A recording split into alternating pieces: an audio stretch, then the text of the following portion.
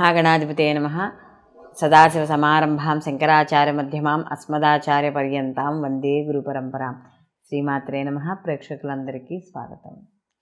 పక్ష ఫలితాలు 16/2/2024 నుండి 29/2/2024 వరకు గల పక్ష ఫలితాలని నవగ్రహ సంచారాలను అనుసరించి ద్వాదశ రాశుల వారికి శుభాశుభ ఫలితాలు ఏ విధంగా ఉంటాయి అనే విషయాన్ని మనం తెలుసుకుందాం. ముందుగా గ్రహస్థితి కానీ చూసుకుంటే మేషరాశిలో గురువు యొక్క సంచారము, అలాగే కన్యారాశిలో కేతువు యొక్క సంచారము, మనకి మకర రాశిలో శుక్ర బుధ అలాగే కుజ గ్రహాల యొక్క సంచారం.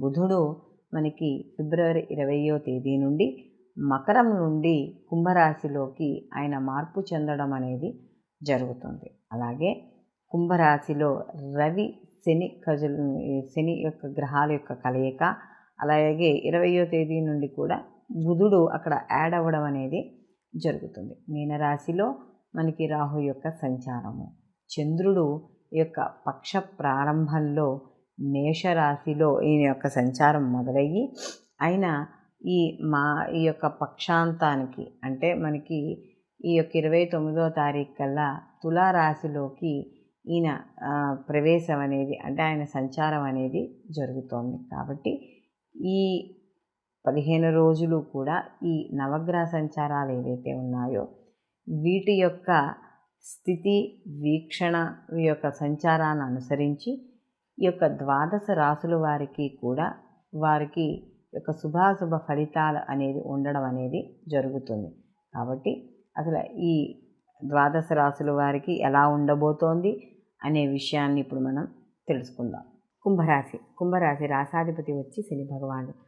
కుంభరాశిలోకి వీళ్ళకి జన్మరాశిలోనే సంచారం చేయడం అనేది జరుగుతుంది. అయితే కుంభరాశిలోకి మనకి ధనిష్ట 3-4 పాదాలు, అలాగే శతభిషం 1-2-3-4 పాదాలు, పూర్వాభాద్ర 1-2-3 పాదాలు మనకి ఈ కుంభరాశిలోకి రావడం అనేది జరుగుతుంది. వీళ్ళకి ద్వితీయ స్థానంలో రాహు యొక్క సంచారము, అలాగే అష్టమంలో కేతు యొక్క సంచారం కొంత వ్యతిరేక ఫలితాలను ఇస్తున్నా కూడా వీళ్ళకి ఇక్కడ ఏ స్థానంలో శుక్రుడి యొక్క సంచారం, కుజుని యొక్క సంచారం. అయితే ఇక్కడ వీళ్ళకి తృతీయాధిపతి అయ్యాడు, అలాగే లాభాధిపతి అయ్యాడు. తృతీయ అంటే వీళ్ళకి తృతీయాధిపతి అయ్యి దశమాధిపతి అయ్యాడు. ఎప్పుడైతే తృతీయ దశమాధిపతి అయిన కుజుడు వీళ్ళకి ఏ స్థానంలో సంచారం చేస్తున్నాడో కాస్త కొంచెం అంటే ఈ యొక్క ఉద్యోగాల పరంగా వాటి పరంగా శ్రమ, దూర ప్రయాణాలు చేయడం, ప్రయాణాల్లో అలసట, లేకపోతే స్థానచలనాలు ఇలాంటివి ఎక్కువగా కనపడుతూ ఉండడం అనేది జరుగుతుంది. అయితే ఉచ్చస్థితిలో ఉన్నాడు, శుక్రుడితో కలిసి ఉన్నాడు. అయితే శుక్రుడు కూడా మనకి వ్యయ స్థానంలో ఉన్నాడు కాబట్టి కాస్త కొంచెం అంటే కొంత ఉత్సాహాన్ని కలిగించిన వ్యయ స్థానంలో ఉండి అప్పుడప్పుడు కూడా కాస్త వృత్తుల్లో వాటిల్లో కూడా చిన్న చిన్న ఆటంకాలు ఏర్పడడం అనేది జరుగుతుంది.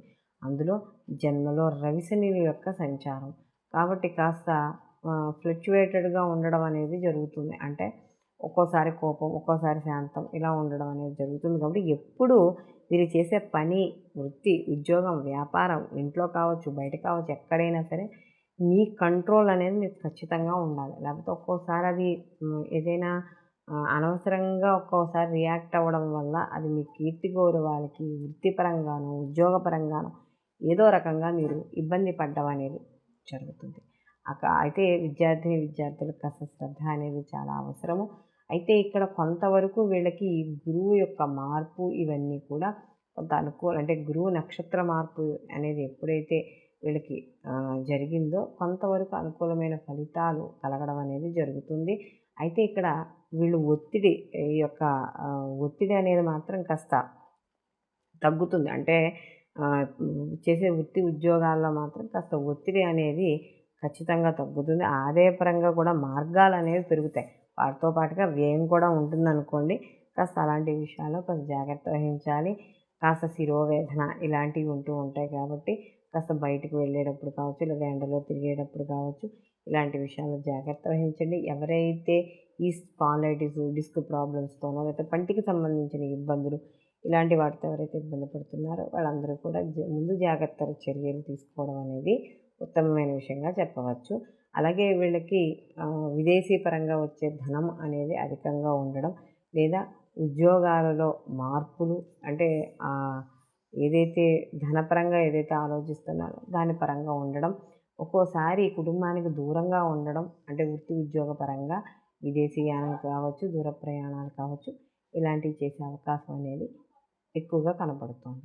వీళ్ళు మరిన్ని మంచి ఫలితాలు పొందడానికి వీళ్ళు ప్రతి నిత్యము కూడా శివారాధన చేసుకోవడం ద్వారా మరిన్ని మంచి ఫలితాలు, అలాగే వీళ్ళు ప్రతిరోజు కూడా సంధ్యా సమయంలో కాలభైరవాష్టకం చదువుకొని రాత్రి సమయంలో వీళ్ళు ఈ నల్ల కుక్కకి కాస్త పెరుగు అన్నం పెట్టడం ద్వారా మరిన్ని మంచి ఫలితాలు పొందడం అనేది జరుగుతుంది. మనం ఇప్పుడు ఈ పక్ష ఫలితాల్లో భాగంగా 12 రాసుల వారికి, ఒక్క రాశి వారికి, ఒక్కొక్కరికి ఏ రాశి వాళ్ళకి ఏ విధంగా ఉంటుంది, వీళ్ళ వృత్తి, ఉద్యోగం, వ్యాపారం, వివాహం, సంతానం, అలాగే వీళ్ళ యొక్క మానసిక స్థితిగతులు కావచ్చు, లేకపోతే ఆర్థిక స్థితిగతులు కావచ్చు, వ్యాపారంలో జీవిత భాగస్వామ్యం, అలాగే భాగస్వామి వ్యాపారము, ఇలా మనం వీటి అన్నిటి గురించి కూడా మనం చర్చించుకోవడం అనేది జరిగింది. ఎందుకంటే ఈ 15 రోజులు, అంటే ఈ పక్ష ఫలితాలు ఏవైతే ఉన్నాయో ఈ యొక్క సమయాన్ని, అంటే ఈ 15 రోజుల సమయంలో కూడా